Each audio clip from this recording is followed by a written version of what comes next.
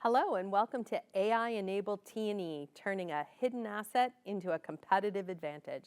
I'm Jean Diane. I'm the Global Vice President of Customer Advisory here at SAP Concur. And today I have with me Kevin Permenter. Kevin, would you mind introducing yourself? Not at all. Kevin Permenter. I'm a research director at IDC. I cover financial applications, and that's a broad area, but it does include accounts payable, accounts receivable, and of course T&E. It's a very dynamic space, but I am very happy to be here, and I'm excited about this topic. Well, thanks for coming to talk to me about it. Today we're going to talk a little bit about travel and expense management because it's typically seen as a kind of back office task. You're tracking receipts, you're doing reimbursement, there's compliance that's in there. But what ends up happening here is that valuable data is really trapped in silos across the process. And the result is that finance and travel and procurement teams and maybe even other business leaders usually are leaving themselves with blind spots and incredibly missed opportunities. So let's talk today about how we can change that story using that T&E maturity model. IDC has developed a 5-stage maturity model that Kevin's going to talk to me about in a little bit that shows the journey from just that basic record keeping to a truly data-driven T&E function. And it unifies data to really inform better decisions, enhance compliance, and of course support all sorts of business growth. So we're going to talk a little bit about the rise of AI in regular life and specifically in business. We're going to talk about the 5 stages of IDC's T&E maturity model for unlocking the business intelligence, which really ranges from basic automation to a truly AI-driven ecosystem that's rich in insights and integration and adaptability. And then finally, we're going to talk about how these benefits can deepen at each stage to progress to the rest of the next level and to impact your culture and people. From there, we'll talk a little bit about how to apply AI to your travel programs and discuss where SAP sits in the insights from IDC's MarketScape reports, which named Concur a leader in AI-enabled T&E applications for enterprise, mid-market, small business, and corporate travel booking. We're also going to talk a little bit about those AI tools that SAP Concur has had for many years, as well as some of the latest to be introduced. So Kevin, I want to talk from here about what is driving these kind of changes. What are we seeing as drivers in the market right now? Yeah, look, T&E is an incredible space, right? It's also at the same time a place where it's very susceptible to economic volatility, the new regulation, changes in the regulatory environment, but it's also a testing bed, right? It's also a place where we saw OCR be first put into place. It's also a place where we saw generative AI be first, included. It's also a place now where we're seeing agentic AI being brought to the table. So it is an incredible sort of testing bed. It's an evolutionary sort of area. And it has had to be, right? Again, when we start talking about, the market, we got to start talking about how resilient this market has become over time. All of the black swan events that we've been seeing, over and over and over again, from COVID to now, even today, right now, today, we're running into quite a bit of sort of a black swan effect.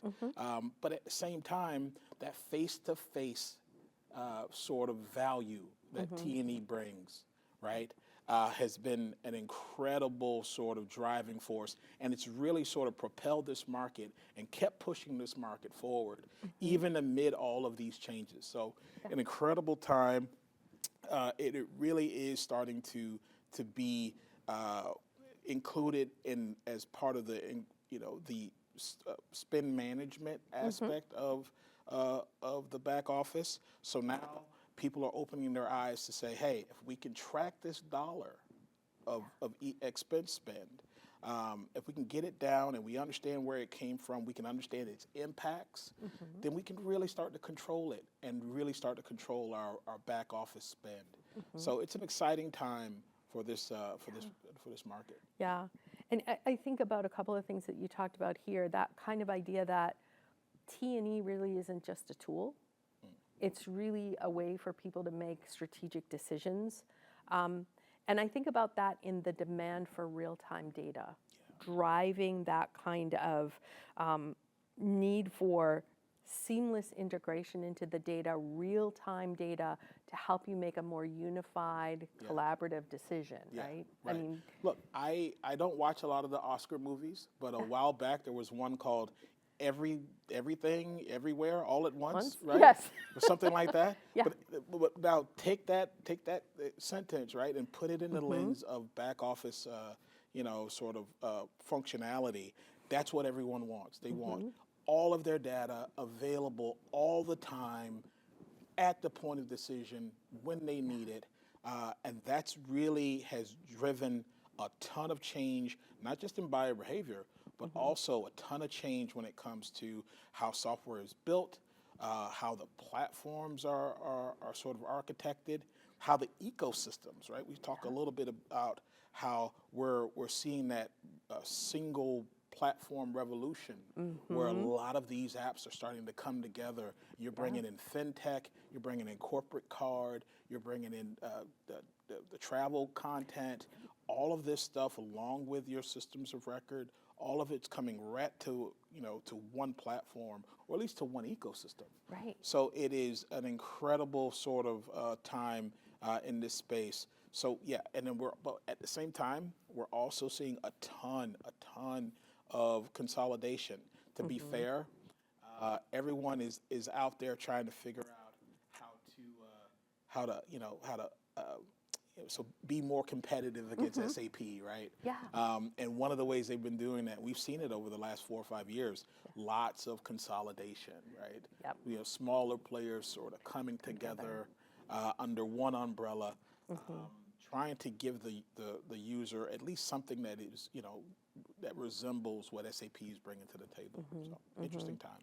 Yeah, and I like that idea of that great consolidation, because it's a platform that really needs to handle more than just your travel and expense. It needs to handle more employees. It needs to handle more complexity, because there's more complexity in your travel policies as you become global. There's more complexity in it just because of regulatory requirements. But you need to keep cost in mind, and you need to keep that employee experience top of mind no matter what you're doing. AI really isn't an option anymore for organizations. They have to use it to be competitive in this market. It's a requirement if you want to grow. Yeah, and I'll say this too. We talk about employee experience. Everyone thinks, well, we want to treat our employees a little kinder, a little nicer, and that's great, right? But let's not mince words here. It is a competitive market to keep talent, to attract talent, right? And you can't ask your sales team to go be sharks, but then also fill out all of these documents in triplicate, and the TPS reports and everything else they have to deal with. It just is counterproductive, right? You've got people that should be selling, and they're collating and building spreadsheets, and they're doing things that are more back office than what they should be doing. So that's what we talk about with the employee experience. It's not so much about, hey, we'd like to make your travel life a little nicer. That's part of it. But a big part of it is, I'd like to keep the guys that I have.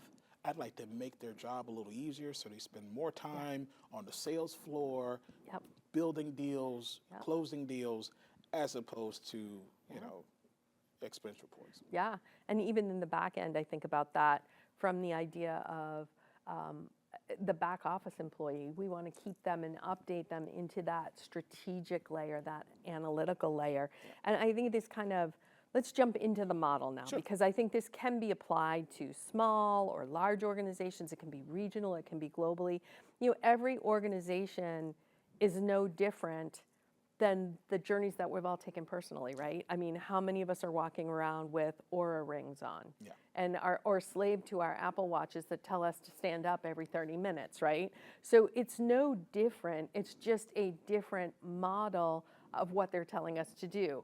It's a different way of making those decisions. So let's jump into that. Kevin, if you wouldn't mind talking us through the maturity model. Yeah, so as you can see here, there are 5 major steps. At the beginning, right, we frame that as foundational. What you have there, of course, is a lot of rule-based autonomy. It really is sort of where a lot of companies are at this point, right? Yep. It's still very much rudimentary when it comes to advanced technologies, but then we move, right? We move to that second platform where you see more enhanced, sort of insights. The demand for more data is there. It's always there, but now we're starting to bring tools that can bring more insights to decision makers a little faster.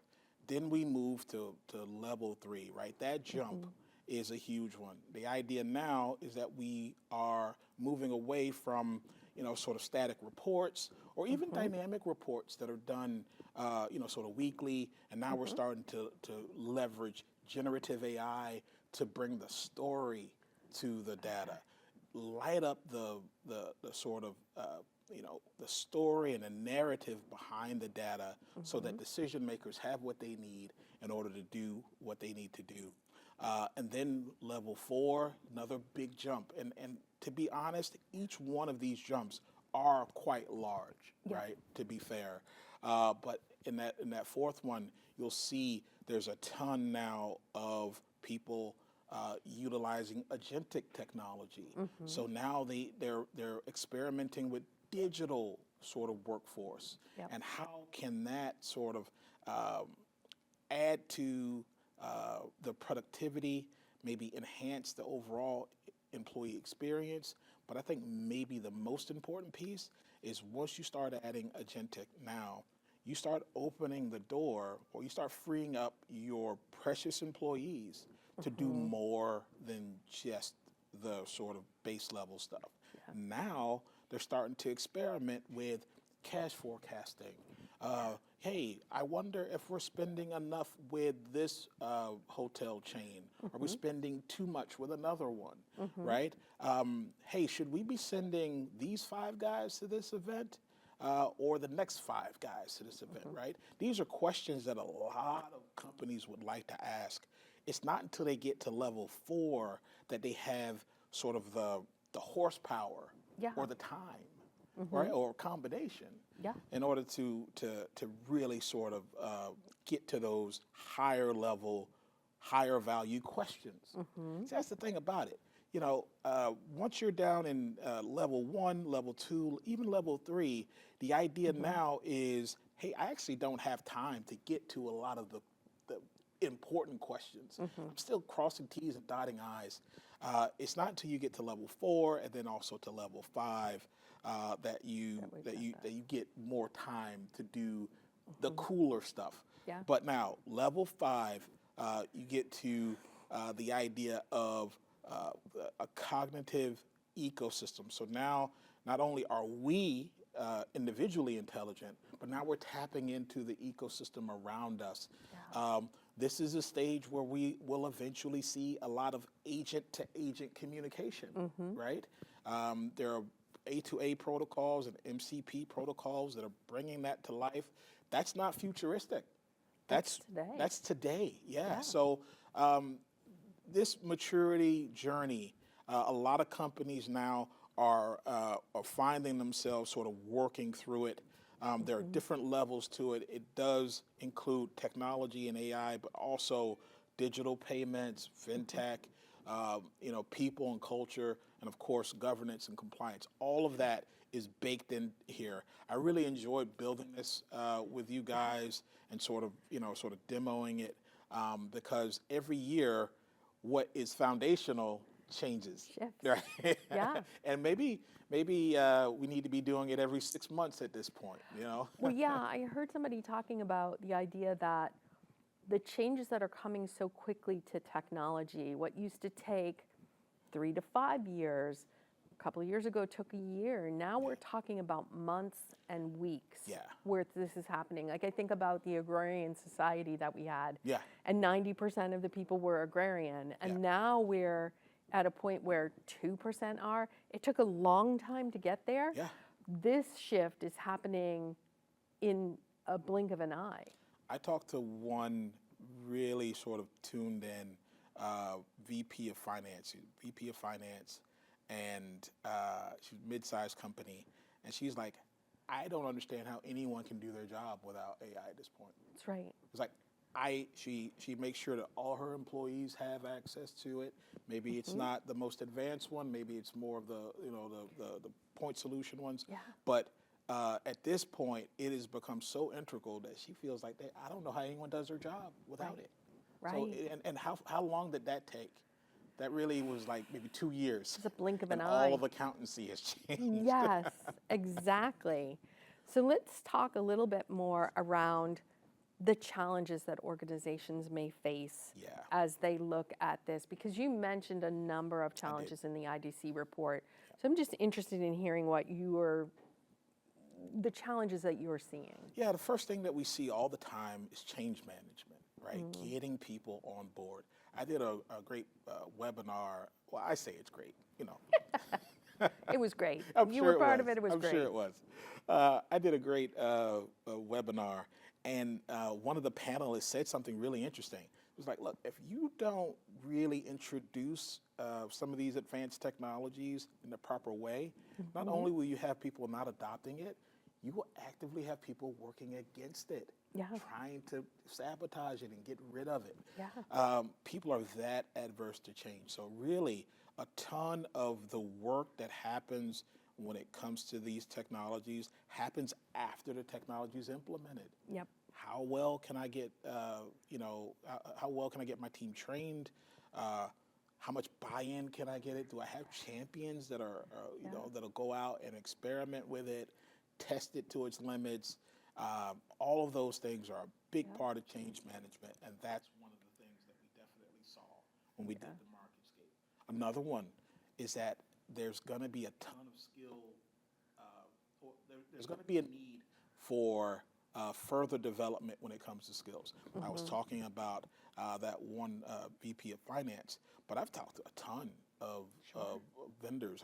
That's a good chunk of what I do. And I also talk to end users, and a ton of those folks are saying, hey, pretty soon it might even be easier. Well, let's put it this way. Data management and data science are so much a part of what I do now that it would almost be easier for me, and I'm finding it easier. This is what some of the buyers are saying. When they're doing their hiring, they're finding it almost easier to hire data scientists and then teach them accounting. Yes. Right? Because it's so difficult to get the two brains, sort of together. But in that case, what you're seeing is a huge sort of shift, right? Yep. So the skills gap will definitely be there. But what we're also talking about is a talent shortage. Nobody wants to be an accountant anymore. It is not a great job, right? It's a rough one. It's a rough one. I mean, just think about it. You're under the gun constantly.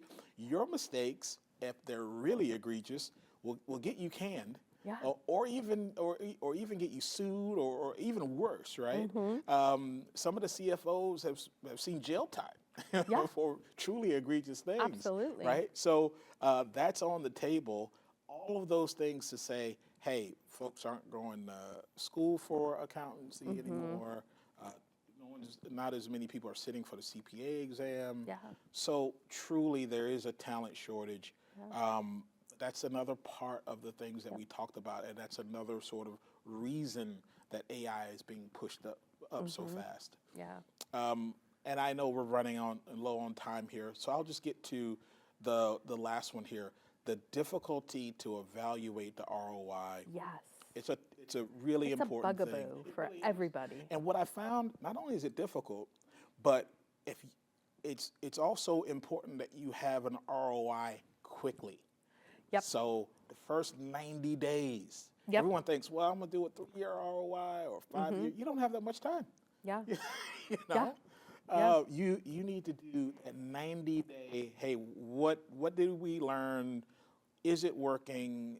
what impact is it having? So yeah, difficulty to evaluate ROI is there, but also there's an urgency that's part of it as well. Yeah. And I think about the Concur platform. Yeah. We have all these painless tools that are built into it to help with that problem. And like I think about the personalization, let's say, of travel. I was talking to one of our product people, and they were saying that with the personalization of travel now in our Concur T2, they have seen a drop of 25% of policies that are out of travel policy or tickets out of travel policy. Yeah. The other thing that they told me, and this was really fascinating to me, 62% of travelers will take one of the 3 recommendations that's been given to them from a personalization perspective, right? Yeah. How much time does that save a traveler in being, and how much time does it save the back office in having to do the audits, right? Yeah. So I think about that as a lot. And I know AI looks scary. I know AI is concerning to people, but at the same time, you're using all of this in your regular life. Like I said, you've got an Oura ring. It is yelling at you about how you sleep. Why wouldn't you use something that was helpful to you that said, hey, I noticed that you travel these routes all the time. Absolutely. Here's the 3 that I think would work for you. Yeah. And I think the bigger part that I like to tell our customers is know what you can control. That's the first step in your journey, right, to T&E benchmarking.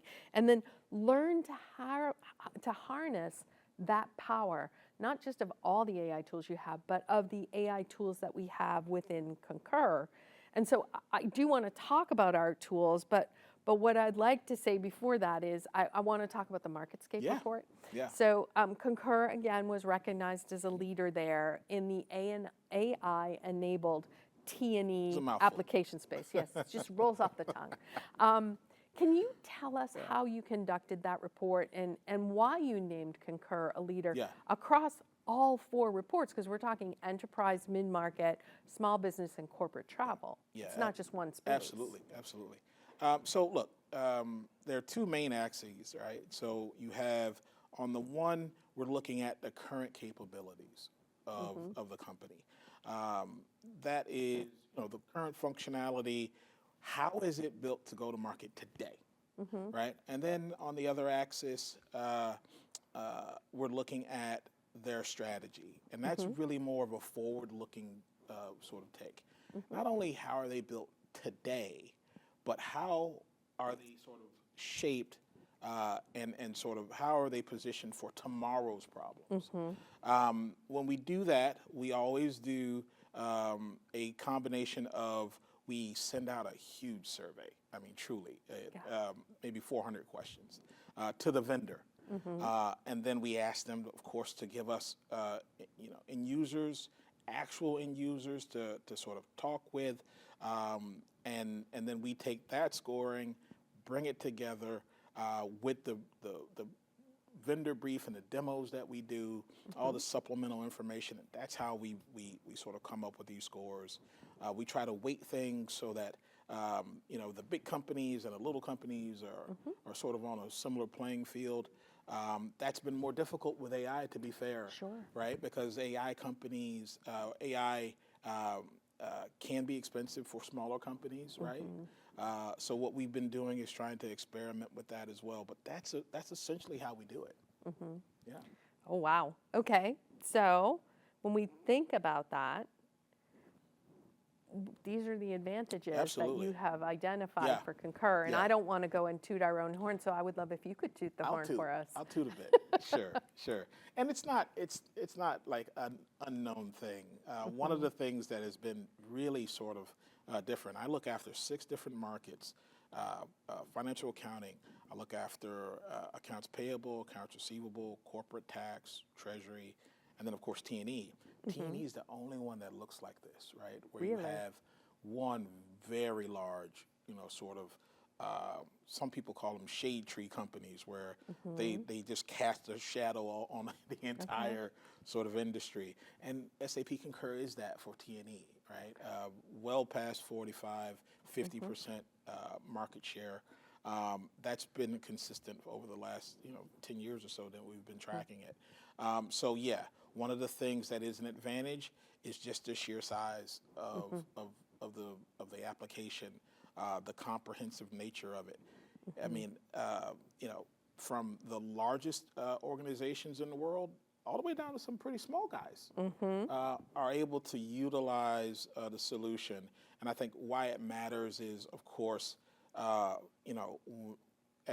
they deal with all of the multi stuff. I call it multi-language, multi-country, multi-region, multi-business unit, multi.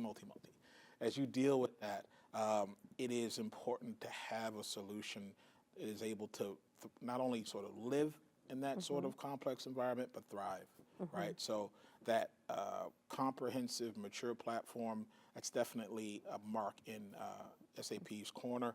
The global reach.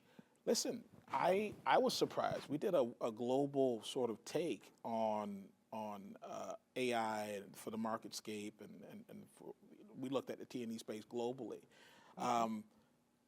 The number of countries where SAP Concur is competitive, not just sort of there, but actually like competitive, winning deals, is pretty astounding. And what does that mean? It means that, like, if I'm again one of those companies that have 14, 15, 20, 30 offices around the globe, I know that this solution knows how to live in that sort of global environment. Yep. Yeah. Yeah. And then that third one is an extensive ecosystem. Yeah. Truly. One of the largest ecosystems that we look at on the T&E side. Part of it is because you guys have been in this business for so long. You've gathered partners and friends and built an ecosystem around it. But you also have been pretty aggressive, right? You've been aggressive about sort of bringing in new partners into the ecosystem, bringing in more fintech partners into the ecosystem, as well as more travel, content providers. It's been a strategy for SAP for quite some time. And when you bring all of that, to the table, why does that matter for the actual users? It does mean that, like, a travel manager can now get can tap into that ecosystem and sort of build the experience that they want, utilizing either the SAP solution itself or SAP in combination with two or three other of their partners. Yep. So we talk a lot about the maturity of Concur and our AI solution. I remember, gosh, when I was a customer and we had the type ahead in the fields, like that was huge. That seemed like a miracle to us. But SAP Concur has actually spent a significant amount of time in expanding their platform, and I would actually challenge some of our customers.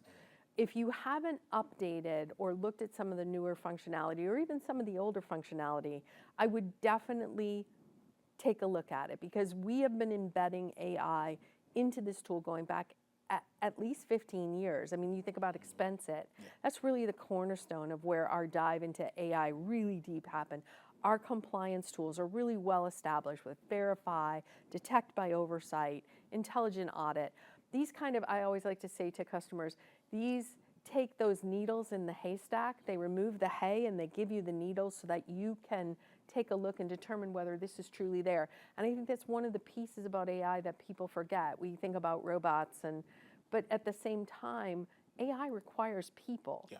And this is just a new skill that your team will be working on. And then, we talk about request having matching features, and of course, invoice is the OG of the OCR, if I could toss a few more in there. But we also have some new superpowers being added to this tool. So we think about, we're just announced the Joule Chat. We've talked about Policy Navigator, which is really a natural chat environment to help drive compliance to your policy before, during, or after travel in natural language to stop people from making bad decisions or non-compliant decisions. We also have AI Assist for writing audit rules, which is an enormous thing as somebody who used to configure quite a bit. for me, that AI assist, being able to speak in natural language to either search through audit rules that we have or create new audit rules, that's enormous. And then you talk about that pre-submit audit agent, which is going to be coming, if I remember correctly, it should be in general. It's currently in early adopter phases, but it should be generally available to the market in Q3. It's that idea of AI receipt validation during expense creation. So it's one of those pieces that it will look for duplications. It will look for things that are missing. You don't have to spend an enormous amount of time in the back end. It's going to do this for you to free you up to do other things. And then, of course, we have that strategic alliance that we recently announced with American Express Global Business Travel to launch Complete by SAP Concur and Amex GBT. It's really a co-developed next-gen solution with AI at its core. It's intended to combine that booking, servicing, payments, and expensing into one experience. And our commitment is to deliver a joint industry-leading software, once again, and services powered by AI, and to be the most comprehensive tool in the marketplace in travel. And this should be able to provide our customers with some unrivaled value with our customers, not only our customers, but our suppliers. You know, it's really a great day to be part of Concur. I can imagine. So the other thing that I do want to say is that before we finish the session, we'd really appreciate your feedback. So if you could take a look at the Share the Feedback page and give us your feedback on this session and how it worked for you, we'd really appreciate it. And with that, I'm going to say thank you. And thanks again, Kevin, for being here. I really appreciate it. It's my pleasure. All right. Thank you for being part of this.